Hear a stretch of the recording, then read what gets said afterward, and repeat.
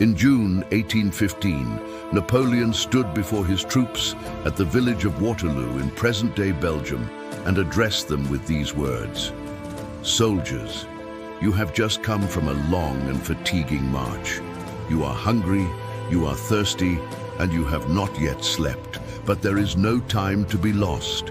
We must hasten to our rescue, for we are in a bad way. Our enemies are preparing to attack us, and we must strike the first blow." With these stirring words, one of history's greatest military leaders prepared his ragtag army for their last stand. But what had brought him to this point, and who were they fighting against? Welcome back to the channel. If you enjoy this video and would like to see more, please subscribe early so that you don't miss out on any of our upcoming videos. Let's go back to the beginning, when Napoleon seized power in France in a coup d'etat in 1799. Europe was in the middle of the French Revolutionary Wars.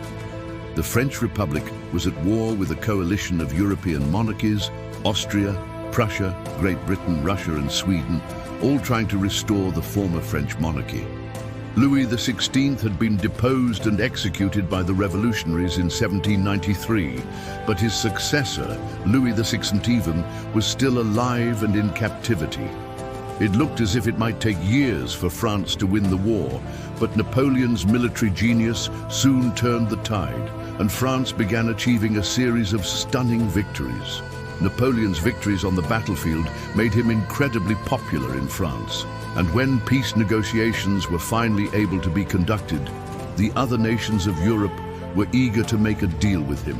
In the Treaty of Campo Formio, Napoleon forced Austria to recognize the French conquest of much of northern Italy. In the Treaty of Luneville, he forced the Prussians to cede territory to the French. In the Treaty of Tilsit, he defeated and humiliated the Russians. Even Britain was forced to sign a treaty with Napoleon, though it didn't stop them from continuing to wage war against him. By the end of 1807, Napoleon controlled most of Europe. His empire stretched from the North Sea to the Alps, and from the Atlantic Ocean to Poland and much of Germany. He had become the most powerful ruler in Europe, and was even made the subject of a new religion called Bonapartism. But despite all this success, Napoleon never stopped his military preparations. And while he was at peace with Britain, he never signed a lasting peace treaty with any of the other powers that had once formed the anti-French coalition. After 1807, he spent his time ruling over his vast empire, making legal and administrative reforms, building infrastructure, establishing universities, reorganizing education, creating the Bank of France, issuing the Napoleonic Code, and generally turning France into a modern nation-state. While the rest of Europe slowly recovered from the devastation of the Napoleonic Wars and set about rebuilding themselves, Napoleon built up his forces in preparation for the inevitable future conflict. Meanwhile, far away in distant New England, American President James Madison was getting ready to declare war on the British. As Britain and France were locked in a death struggle, both sides began seizing American ships at sea, which outraged Americans and pushed the nation towards war. Napoleon saw an opportunity here to harm Britain and instructed his foreign minister to tell the Americans that he would support their war effort. Napoleon thought that a war between America and Britain would force Britain to move many of their troops from Europe to North America, thus weakening their ability to fight against him. Napoleon's plan backfired badly, however. The British easily defeated the unprepared Americans and forced them to surrender. Napoleon found himself at war with Britain, as well as with a coalition of European nations led by Britain, Austria, Prussia, Russia, and Sweden. Though Spain and Portugal refused to join the coalition against him, they were still tied to the British by diplomatic ties and personal union.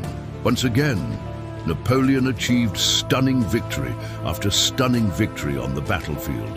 He defeated the Austrians at Karansebes and the Russians at Friedland. In the Treaty of Pressburg, the Austrians and Russians were forced to cede even more territory to Napoleon. and once again, only Britain remained outside of Napoleon's domination. But just as Napoleon had achieved dominance over the continent, his former allies, Russia and Austria, renewed their alliance with Britain and began planning to invade France itself. Napoleon knew that he had to act first before they could invade him, or his entire empire would collapse. In 1812, Napoleon marched his Grande Armée into Russia. But he soon found out that fighting a war in Russia was a whole different challenge than fighting wars in Europe. The Russian army used scorched earth tactics, retreating deeper and deeper into Russia and burning everything behind them as they went. They also lured Napoleon's army further and further away from their supply lines until the French soldiers were starving and freezing in the winter cold. Only a handful of French soldiers survived the brutal Russian winter, and Napoleon's dreams of destroying the Russian army collapsed. Instead of returning home, Napoleon tried to rally his strength in Western Europe and remilitarize Belgium. But the British, Russians and Prussians had regrouped and were determined to destroy him once and for all. On June 1815, Napoleon's youngest brother, Joseph, led a small force to defend the village of Waterloo against the Prussians. But Napoleon took command and, as we mentioned earlier, gave his famous speech to his soldiers. He divided his forces into 3 columns under the command of his brothers Louis, Joseph and Emmanuel, with himself leading a 4th column in reserve. At first, Napoleon's forces were able to hold off the Prussians and the British, inflicting heavy casualties on them. But as the day wore on, Napoleon's forces became exhausted and began falling back. With his army falling apart, Napoleon sent for more troops to reinforce him, but none came. The Prussian army was advancing faster than he had anticipated. Meanwhile, his generals were too afraid to disobey him to launch counterattacks against the enemy. Soon, the Prussians were at his flanks, and the British were attacking his center. All around him, his troops were breaking and running. Just before sunset, Napoleon realized that the battle was lost and retreated to a farmhouse near the battlefield to watch the Prussians parade through Waterloo, having won the decisive victory. Many lives were lost during the battle. Around 20% of the French army was killed or wounded, as well as approximately 25% of the British and 10% of the Prussians. With the final defeat of Napoleon at Waterloo, the Napoleonic Wars were over. The Treaty of Paris officially ended the war between France and the coalition. Napoleon had been exiled to the island of St. Helena in the South Atlantic, where he would live out the remainder of his life. To understand why this event mattered so much, let's look at a world map from this time period. Here is Europe in 1815, right after Waterloo. As you can see, most of Europe is controlled by hereditary monarchies. The Dutch, Spanish, Portuguese, British and Swedish crowns are all hereditary monarchies. And although the German Confederation is a loose association of mostly hereditary monarchies, the Holy Roman Empire technically still exists in name at least. Even the Austrian Empire, which encompasses Austria-Hungary, is a hereditary monarchy. Meanwhile, in France, the revolution that overthrew the monarchy and brought the nation its first taste of freedom in centuries had been followed by a decade of dictatorship under Napoleon Bonaparte. This left the people of France wondering whether or not they should return to a monarchy or establish a republic. With Napoleon gone for good this time, the French people decided on a compromise. Napoleon's nephew, Napoleon II, was made King of France, but the new constitution established a constitutional monarchy, meaning that although the French king had some power, he was limited by the new constitution. With the end of the Napoleonic Wars, a new balance of power emerged in Europe. The great powers, Britain, Austria, Russia, Prussia and France, were committed to maintaining peace and stability in Europe, at least on paper. During the Congress of Vienna, the nations of Europe redrew the map of Europe to better reflect the current state of affairs. Though Britain was the most powerful nation in Europe and had beaten Napoleon and his allies decisively, They did not press their advantage by annexing any of the weakened surrounding nations. Instead, the British allowed the Dutch, Spanish, Portuguese and Prussians to reassert their control over their respective nations. The aim was to restore stability to Europe, prevent future wars and uphold the balance of power in Europe.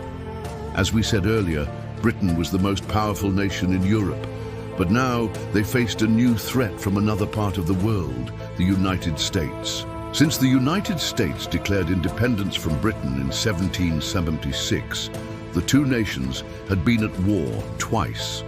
First, the American Revolutionary War, in which the Americans won and established the United States of America, and then the War of 1812, in which the British invaded the United States but failed to achieve any significant victories. The US president at the time, James Monroe, issued the Monroe Doctrine, which warned Europe not to interfere in the Western Hemisphere. The doctrine stated that any attempt by a European power to colonize or interfere with any nation in the Western Hemisphere would be seen as a hostile act against the United States. So we can see that at the end of the Napoleonic Wars, the world was very different from how it was when the wars began. Europe had changed dramatically. As the Ottoman Empire continued its decline and the Americas grew stronger, Africa and Asia would remain relatively unchanged throughout the 19th century, though the Chinese would continue their long-running opium wars with the British over trade disputes. So what do you think? Did you enjoy learning about one of history's most famous battles in this suspenseful and exciting manner? Let us know in the comments below. And if you did, please subscribe to the channel and leave us a like. We've got lots of other videos in the works that you're going to love. Thanks for watching.